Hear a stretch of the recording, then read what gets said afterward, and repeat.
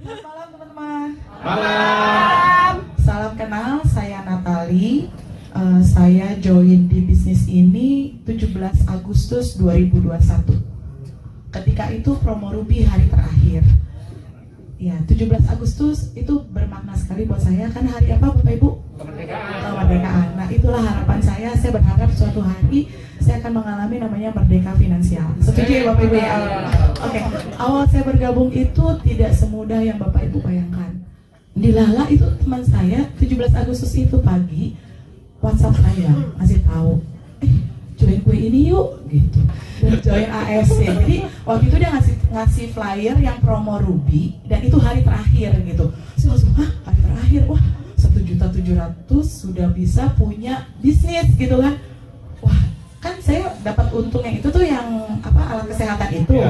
Ya 1.700 mah kecil gitu dalam hati ya, maksudnya buat bisnis tuh buat saya dibanding waktu saya mau mulai bisnis kue gitu, ini mah kecil gitu. Terus dapatnya makanan sehat pula, terus saya berharap saya sehat juga kan, karena pernah suatu saat tuh anak saya umur 5 tahun saat itu, dia bilang gini, Mami nanti kalau aku udah kuliah kayak Cici, Mami masih ada nggak ya, Mami sakit nggak ya gitu.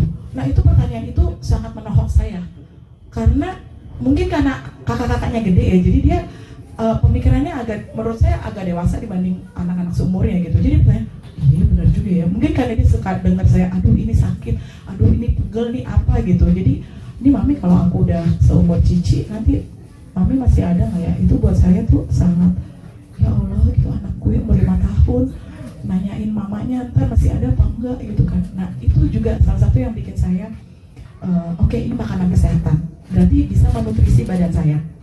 Nah jadi saat itu tanpa banyak pikir, tanpa banyak bertanya, saya cuma waktu pas dikirimin flyer itu saya ngecek di Google.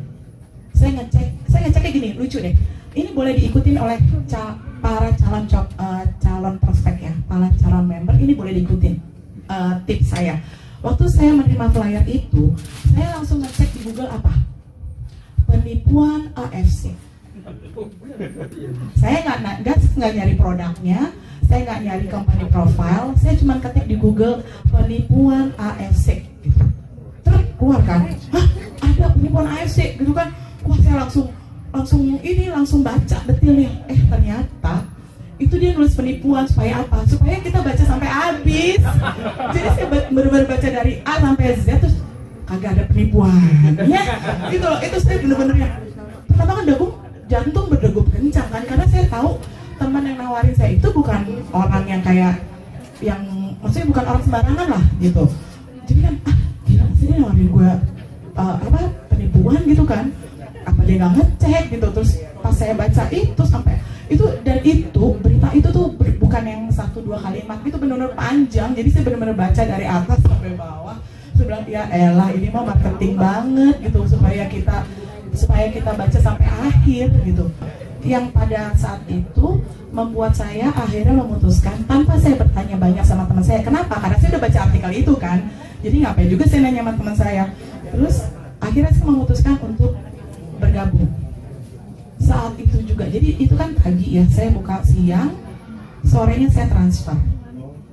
Dan itu teman saya langsung, kan saya langsung jawabnya gini, oke, gue mau join tanpa babi bu bebo gitu. Nah nanti mungkin di next session bisa panggilkan apa nih, cerita betapa mudahnya dia merekrut saya. Karena ya udah akhirnya itu berjalan. Nah suatu ketika itu hari pertama saya join ya, produk belum saya terima, bonus itu waktu itu saya terima di hari besoknya, terima 150.000. Kenapa 150.000, ada yang tahu Bapak Ibu? Iya betul, jadi waktu itu karena sudah baca artikel itu sampai habis. Terus kan waktu itu promo Ruby hari terakhir 17 Agustus, saya nggak tahu tuh ternyata di extend kan. 17 Agustus itu hari terakhir saya join 2 Ruby promo. Teman saya bilang, udah lo langsung aja join segitiga emas gitu katanya, 3 titik. Waduh, ada sih duit ya, tapi kan kita belum percaya 100% ya gitu. Saya udah gue cobain dulu deh Subautsu gitu, karena kan kesehatan. Udah, titik 1, titik 2. Akhirnya titik 1 kan dia yang dapat bonus, titik kedua saya kan. bonus saya baru 150.000. Kebayangkan Bapak Ibu, kalau kita prospek orang, terus kita bilang, ayo siapa yang mau join sama gue, bisnis nih, oke nih bisnis Jepang, emang bonus lu berapa? 150.000. Ya sama gaji gue bulannya juga gedean gaji gue kali gitu kan. Nah itulah yang terjadi. Waktu itu hari besokannya teman saya bilang gini, Nat, lo buat bisnis, lu jalani bisnis ini aja, maksudnya joinnya jangan Ruby, Diamond aja gitu. Jadi setelah saya nyemplung nih, besoknya langsung di follow up lagi untuk Diamond gitu. Terus saya mikir, duit sih ada ya. Terus ya iya kalau bisnis ini jalan. Kalau bisnisnya nggak jalan gimana? Udah modal punya nggak ada, modalnya udah keserap kesini semua gitu. Nah balik lagi, saya doa lagi tuh. Saya bilang, Tuhan, ini kan saya udah join nih, terima kasih ya. Saya merasa ini adalah jawaban dari doa-doa saya. Walaupun saya nggak tahu nih apakah itu benar apa enggak gitu, itu jawaban dia gitu, jawaban Tuhan gitu. Tapi saya merasa menganggap ini adalah jawaban. Saya dikasih bisnis yang bisa dari handphone. Itu pertama. Kedua saya doa bilang gini, Tuhan, ini saya disuruh teman saya masukin duit jadi Diamond. Ya iya kalau ini bisnis bisa jalan ke depannya. Kalau mandek gimana? Boleh nggak saya minta clue? Minta clue itu apa ya? Minta petunjuk ya, petunjuk. Boleh nggak saya minta petunjuk dalam seminggu ini? Kalau ada yang mau join 1 orang aja, saya terpenuhi semua deh Tuhan, gitu. Diamond deh, gitu. Dah nih, udah dong.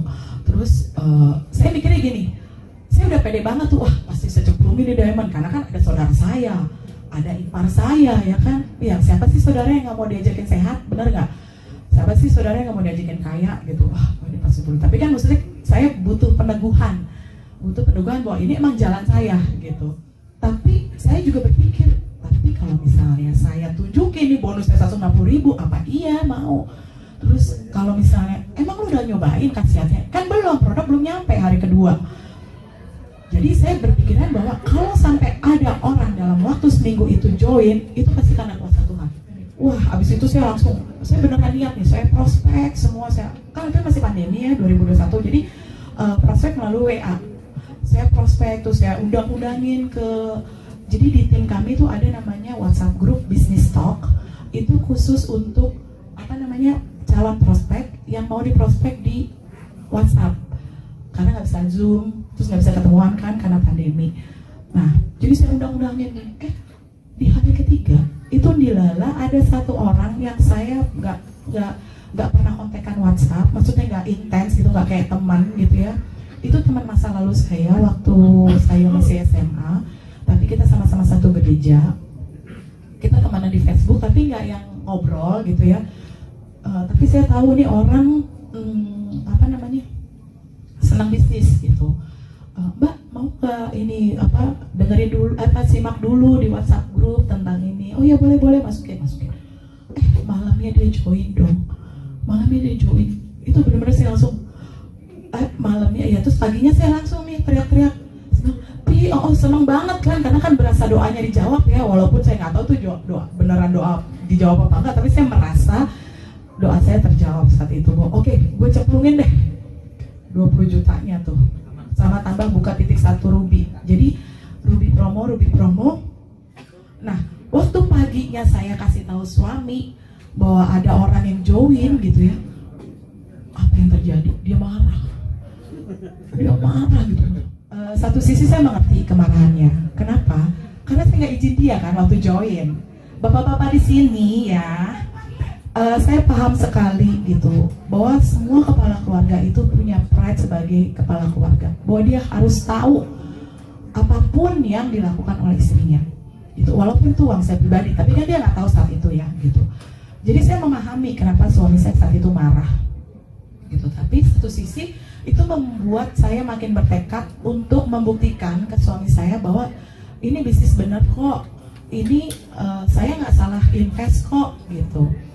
Nah nanti beliau akan cerita lebih lanjut tentang apa yang dia, maksudnya kenapa dia bertindak seperti itu saat itu. Dan itu membuat saya jujur sebagai istri itu kayak sedikit patah arang iya, tapi lebih baik, jadi 20% patah arang, 80% pengen buktiin gitu.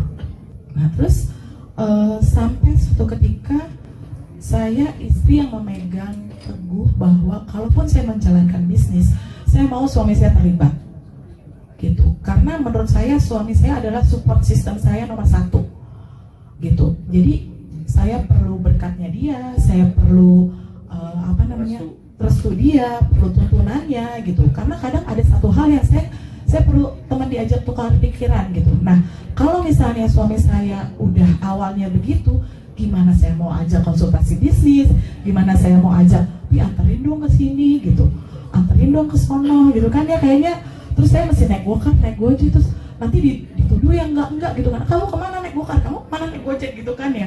Nah saya menghindari hal seperti itu, dan itu saya perlakukan ke tim saya. Jadi maksudnya gini, saya ingin siapapun yang bergabung di tim saya itu suami istri harus saling mengetahui. Jadi misalnya mau aktif ibunya nih,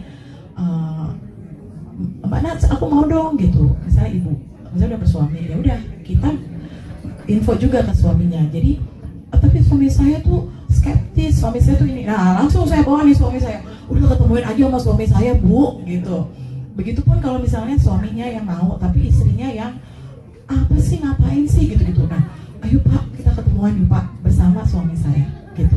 Jadi saya maunya jalannya tuh bener-bener, kalau namanya keluarga kan ini kan Asayama Family Club ya, saya maunya bener-bener family gitu ya, suami dan istri. Nanti masalah mau jalannya cuma suaminya aja atau istrinya aja, tapi itu penting bagi saya ya, bagi saya pribadi, untuk suami istri itu harus tahu apa sih yang dilakukan oleh pasangan hidupnya, tujuannya apa sih gitu. Karena kan pertama untuk kesehatan dan untuk kesejahteraan keluarga. Jadi kalau pasangan hidupnya nggak tahu, menurut saya tuh kayak pincang gitu loh, nggak bisa total, dia melakukan sesuatu